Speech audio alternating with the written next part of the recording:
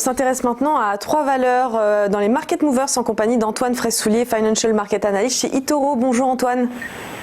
Bonjour Eleonore. Alors Antoine, on commence par Total qui publie un bénéfice net malgré un environnement assez défavorable. Oui, tout à fait. Alors, c'est vrai que les résultats battent leur plein pour les entreprises françaises. Et on a Total qui a publié donc des résultats la semaine dernière. Donc finalement, Total a publié un bénéfice, donc qui est pas négligeable dans les conditions actuelles, un bénéfice de 850 millions de dollars au troisième trimestre et un flux de trésorerie de 4,4 milliards. Alors, c'est vrai que les prévisions de Total se fondaient sur un prix du baril à $40. Et c'est vrai que pour le troisième trimestre, les prix du baril se sont établis à peu près en moyenne à $43, même si là, depuis 2 semaines, ça baisse fortement. Et donc finalement, ce prix du baril a permis à Total d'engendrer et de générer un résultat net.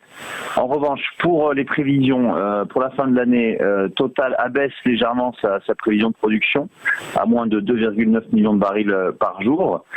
En revanche, il est à noter que plusieurs projets ont démarré et sont montés en puissance, notamment au Royaume-Uni, en Norvège, au Brésil et en Italie. Mais le maître mot de Total reste la discipline financière.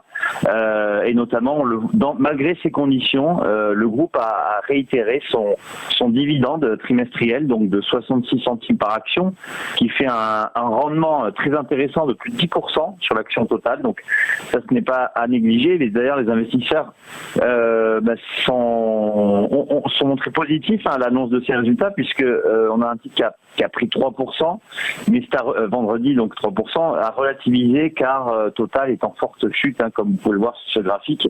On n'est plus très loin des niveaux atteints en mars 2020 à 21,34 €, même si on pourrait avoir une réaction positive dans les prochaines semaines sur l'action.